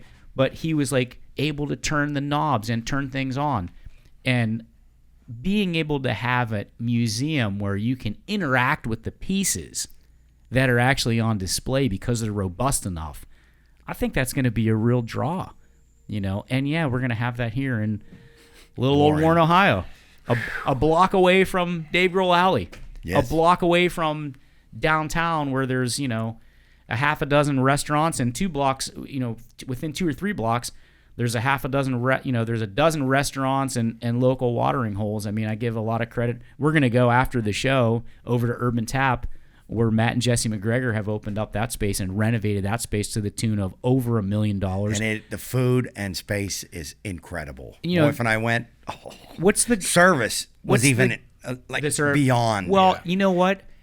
They're very smart, and I'm going to have this conversation with them today because I like to give credit where credit's due.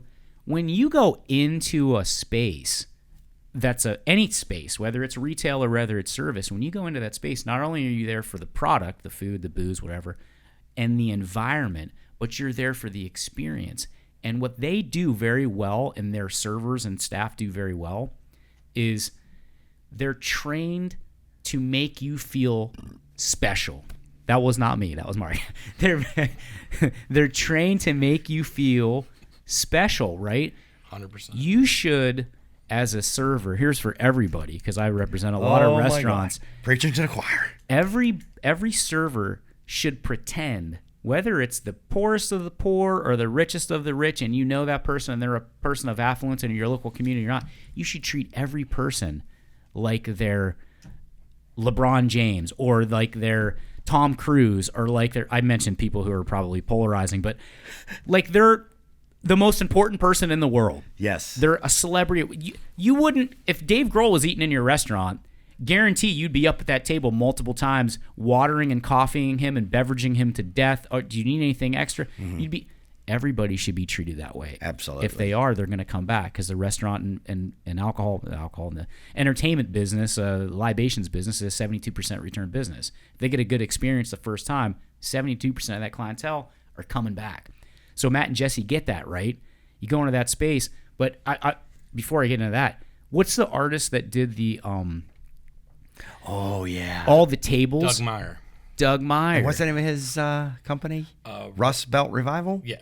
Or Rebirth, I believe. Rust Belt Rebirth. Well, so here's I haven't even visited his space, and he's asked me. I didn't It's know. a great space. I didn't know of him until Barry brought him up, but we were at Urban Tap a couple weeks ago, and he was like, "Oh, these are Doug Meyer tables and chairs." These are guys that were willing and saw the value in reinvesting into the local scene to create things that you couldn't buy at wherever everybody buys their one-offs. I got a few pieces of this, yeah. You do? Yeah. Huh.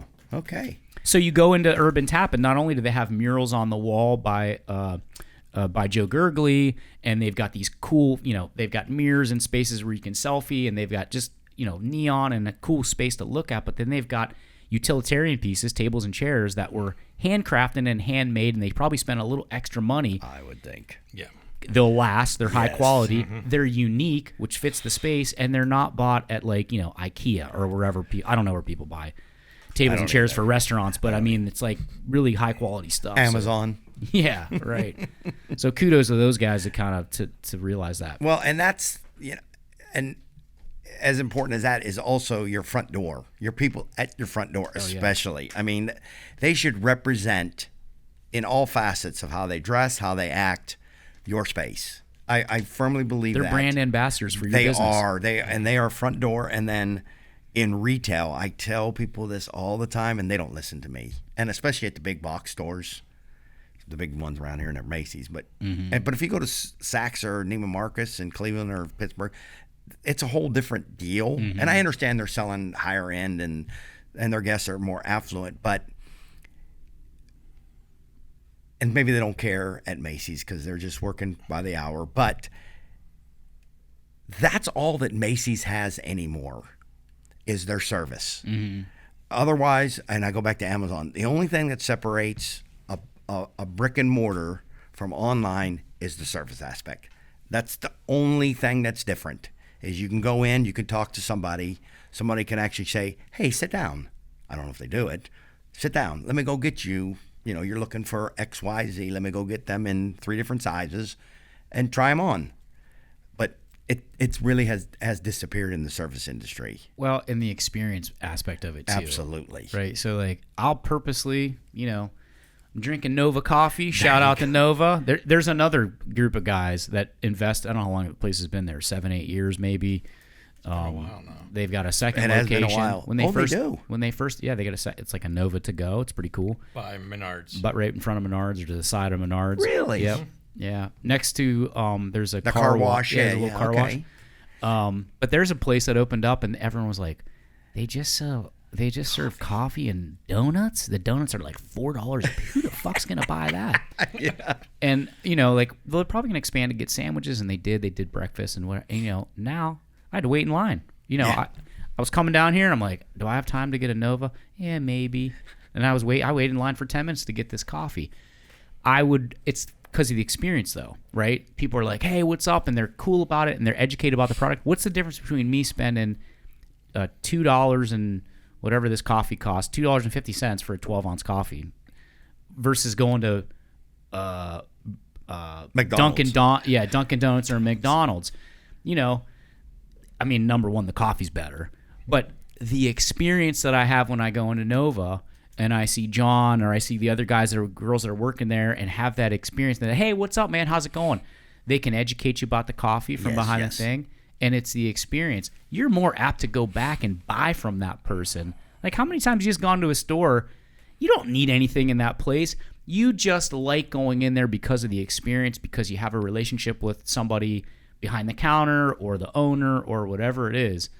Man, I'm going to do that all day, every day. I'd rather do that than go online at Amazon or, I can make my own coffee. I can order Guatemalan, organic coffee and French press it and all that other stuff and save myself $1, whatever. But I'd rather go that because I get the experience, and I'm supporting a downtown business. Yeah, and again, I hope when people come into our business, they feel that and experience that, because I want to be there. My wife wants to be there.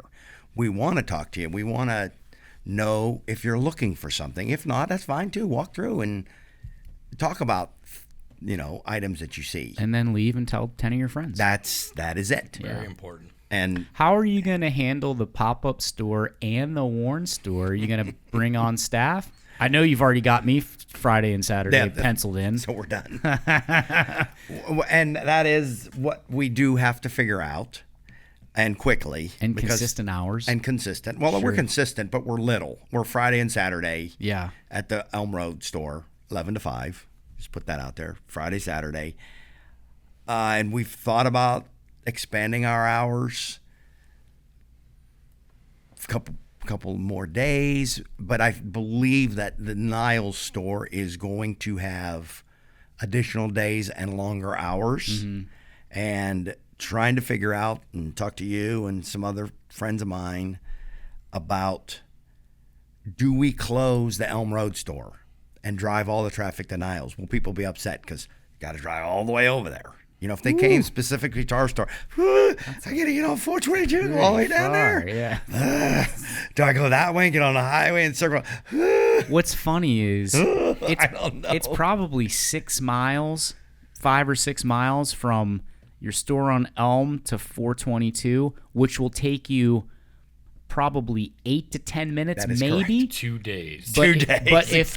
if you do were I have in, a passport? If you were in LA, that same 6 miles would take you a half hour, 40 minutes to get somewhere. You know, that's what's kind of nice about Warren, like what you're saying. That's why I moved back. Seriously. That's why I'd never left, because I go to big cities. I mean, we go work in other places, and it's like I like it there. Great I to love to visit. visit, but man, I like to be able to get around quickly, and I get kind of claustrophobic too, to be honest with you. A lot of people and a lot of activity. I feel the energy. I like the energy from those places, but Yeah.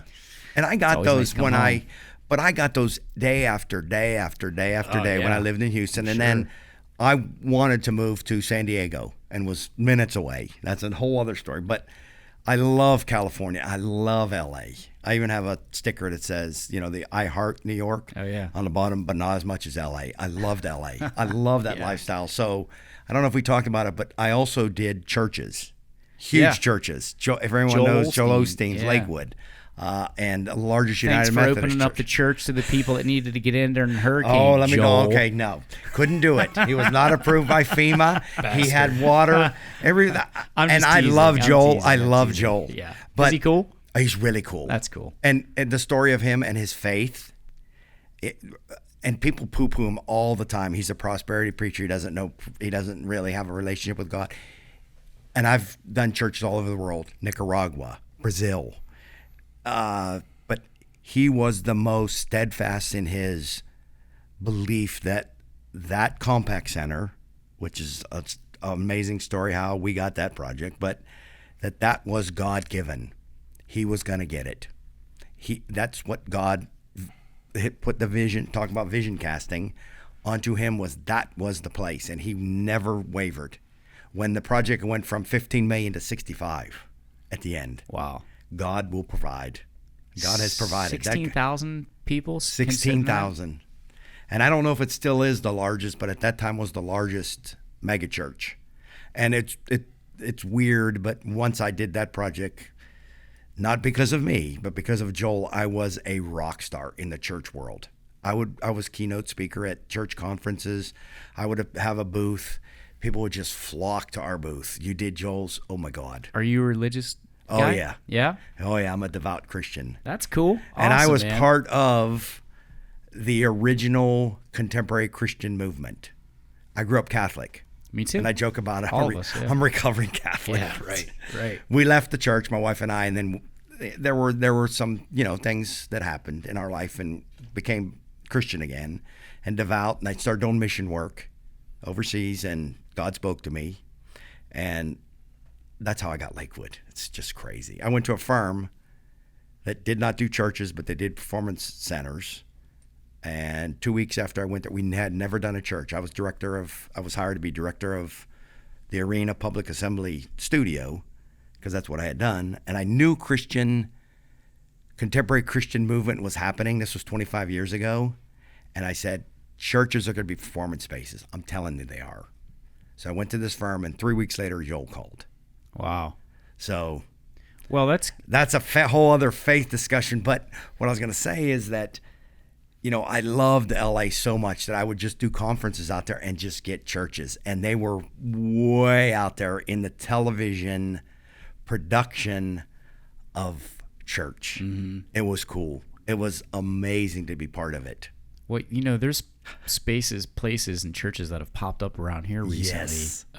Bill Shotton, we just premiered The Abiding Nail, which is a faith-based film. That was the Columbiana premiere we were talking about. He is the technical director and video. I don't know I'm sorry, Bill, if I'm screwing your title up. He is the director of video and production for the church. So they have the church in Austintown. I forget the name of it. I apologize, but it is a big. It's not a mega church like a Joel Osteen, but for around here, it's a mega church, and they broadcast it live during services so that if you can make it to church, great.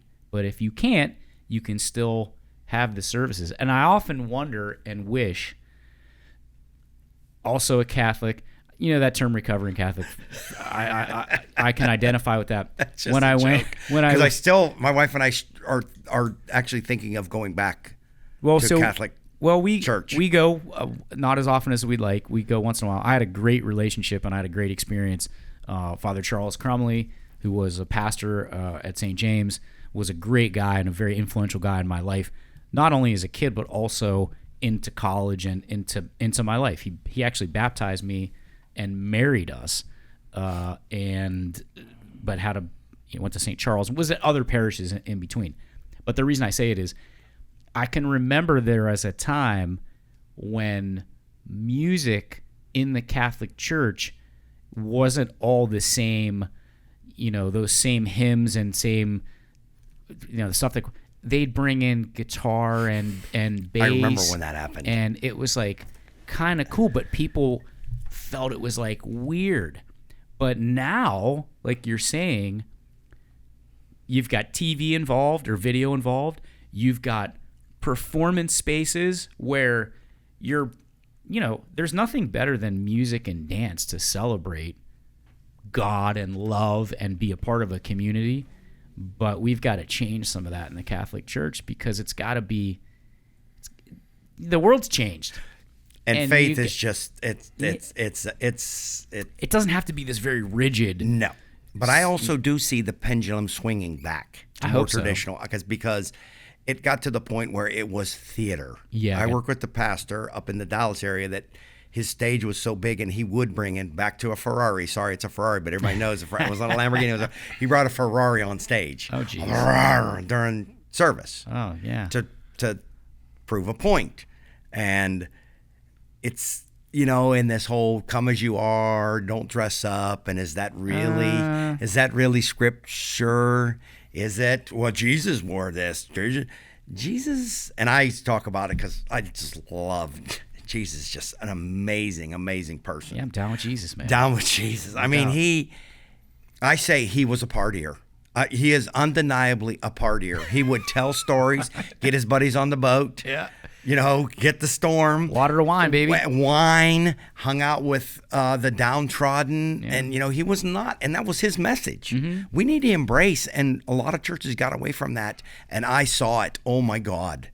For 20 years, I worked with churches. I worked with Chinese Baptists, if you can believe. That's how specific they were. Wow. They were Chinese Baptists. They were pretty big in Houston. Huh.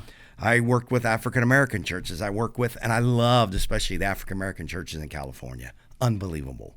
But it was always initially the same thing. We want to expand. Okay, why do you want to expand? And that's what I talked about. What's the vision? And the vision has to be cast to the pastor. That's your front door. That's your message. If it's not the vision of the pastor, don't do it, because he's the one that really has to sell. Well, no, he's not very outspoken. Then you kind of have the wrong person in that position. Right. He's got to be a brand ambassador. He does. I mean, the ultimate. But I would show up, especially, it was funny, black churches out in California or even in Houston, white guy. And I would always go to the service, and a lot of times I was the only white guy. I'm sitting there. Then I show up on Monday for the first vision session, and you could see them, especially the ladies, arms crossed, looking at me like, who this white guy? Yeah. He gonna try to spend our money. And a lot of times by the time I got done, I said, you don't need to spend money on a church. What you need to do is this, this, and this. One of them, we want to embrace the Hispanic culture. That's where our church is now. It's become Hispanic, the population. So what are you doing? Well, we have a mariachi mass every month. I'm like, that's not it. You're in you're in their community. What's going to make them want to come to this church? But every single time, and I don't say this because it was passed from God. It really was. It was something that was given to me.